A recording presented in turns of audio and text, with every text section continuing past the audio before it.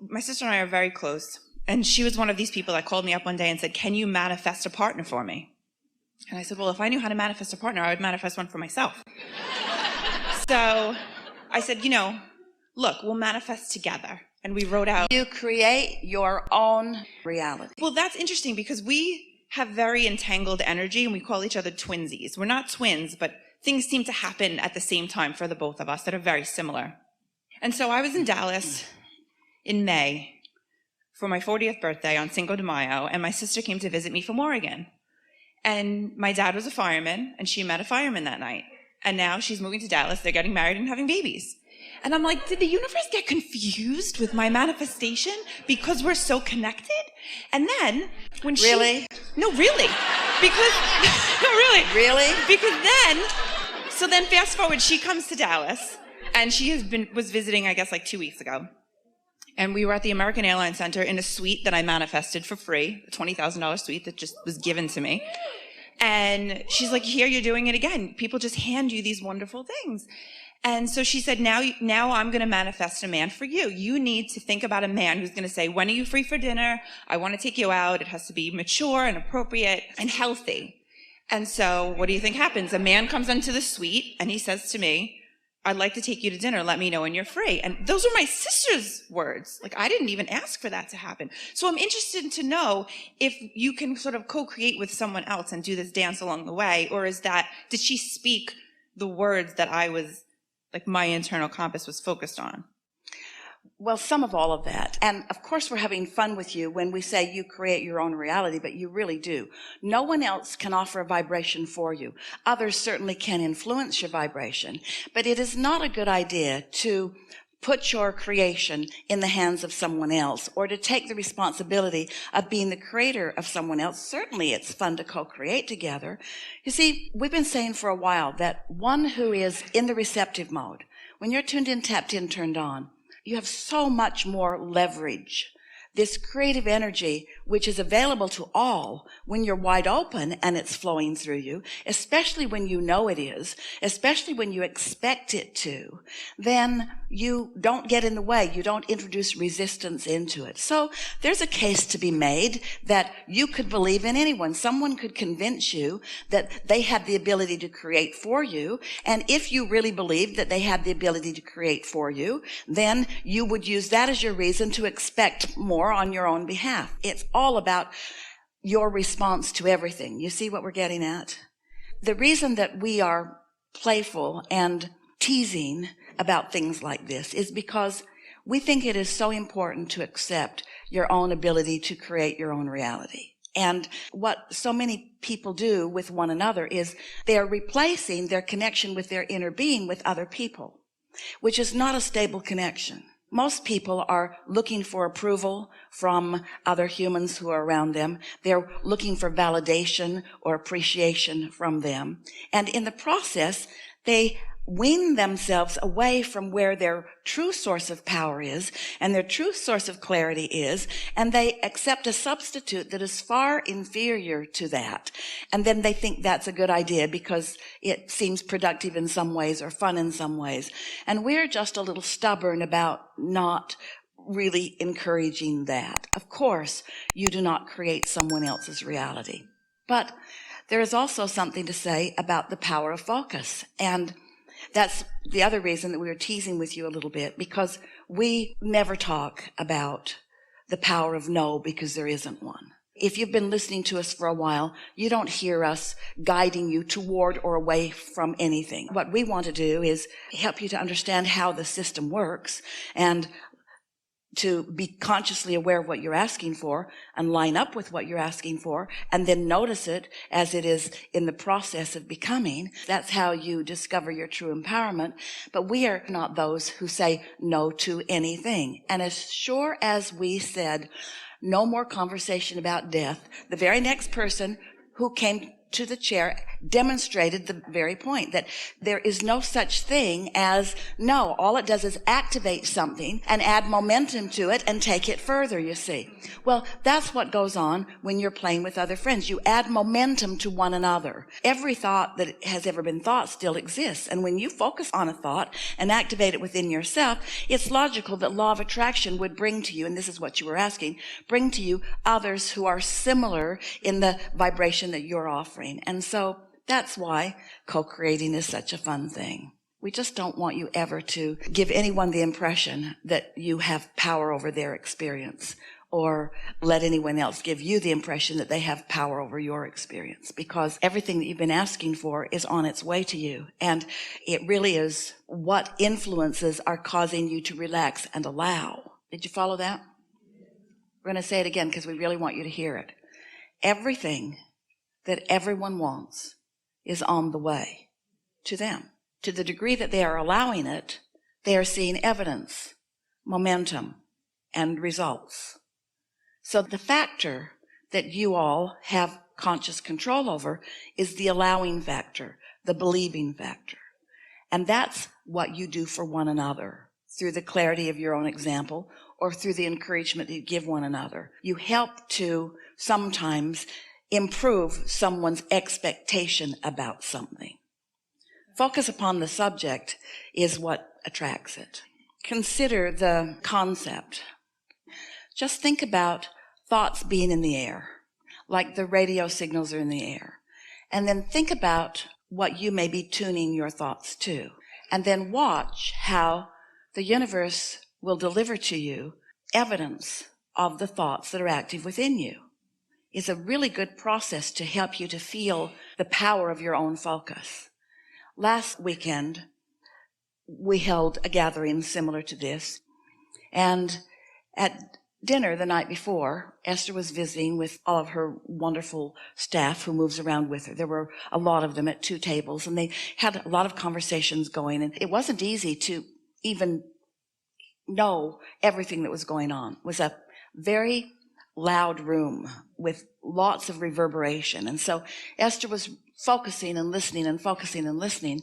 And one of the conversations that sort of went by that she sort of heard was a conversation about a particular bat cave in a tunnel not far from where she lives in Texas. And she just sort of heard it go by.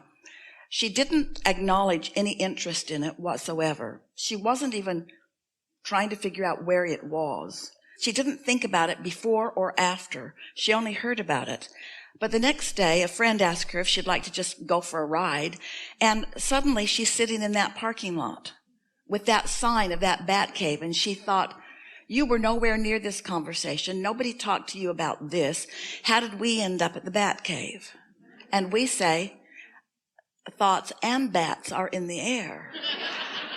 Thoughts are in the air. So we're wanting to remind Esther and all of you that a soft and gentle focus with no resistance produces nearly instantaneous results.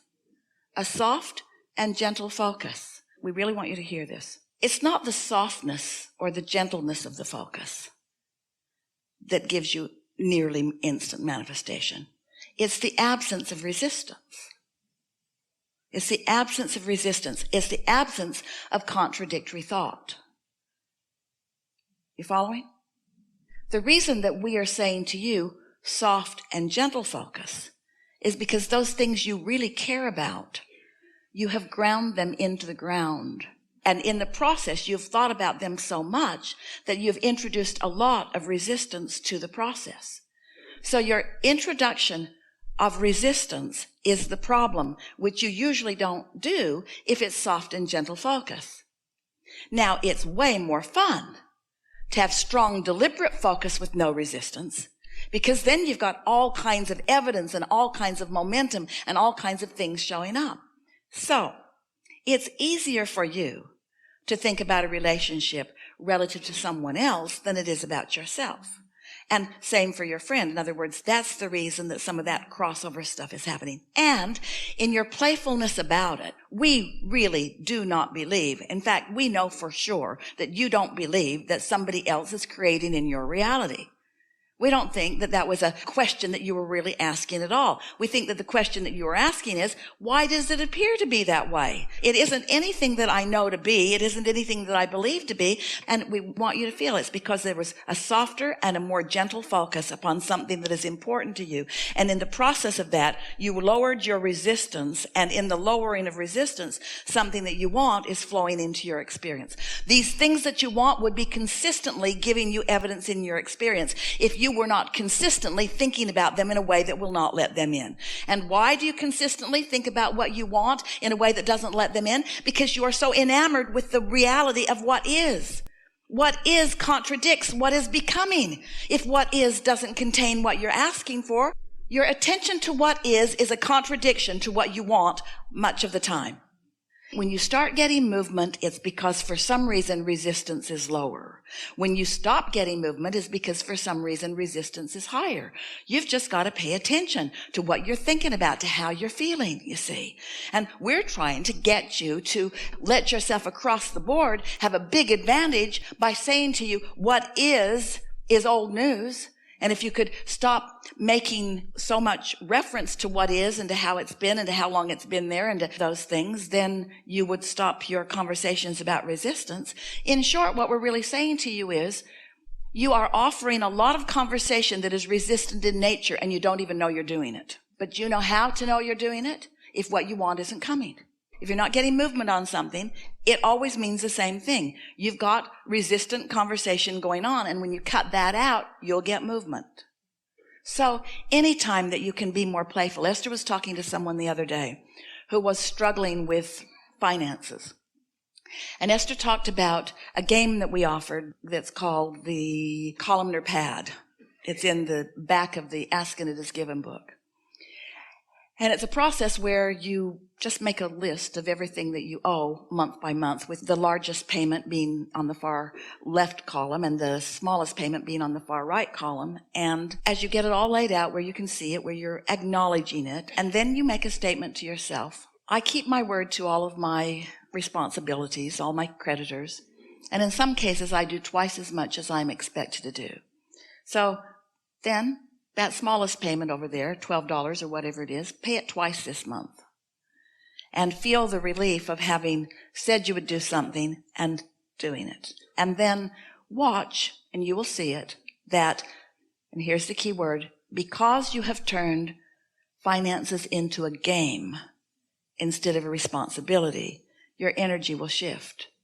And just the fact that you're now playing a game means you're going to let more money in than you were before.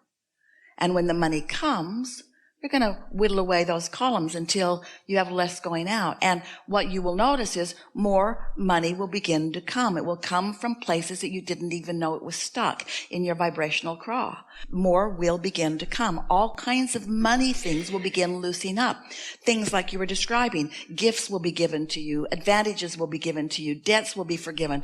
All kinds of things. Your outgo will become less. Your income will become more. Because you've been asking for it for a long time. And it's all in the pipeline. It's all in the works. And just the simple act of playing a game about money instead of feeling that uncomfortable feeling when you get your mail from your mailbox, or that feeling of not wanting to open it because you don't want to face it, you will have shifted the way you feel about it. And this is what we're talking about here.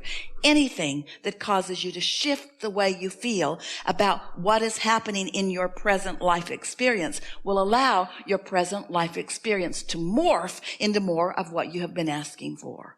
It's powerful. And so it's really fun as you more deliberately think about things and they manifest in your experience, or they show up in one way or another. How often do you say to someone, I can't believe it. I was just talking about that. Haven't thought about that in 10 years. Was just talking about it yesterday. And here we're having the conversation about it again. Well, that's not coincidence. That's not chance. That's not a lucky thing. That's thoughts are in the air. That's thoughts are in the air and you're in the receptive mode. And the same way that you received that thought and then you received that experience, anything and everything that you care about is coming to you in the same way, you see. So it's all good. It's all good. The more you acknowledge the positive aspects of what's coming to you, the more of them will come.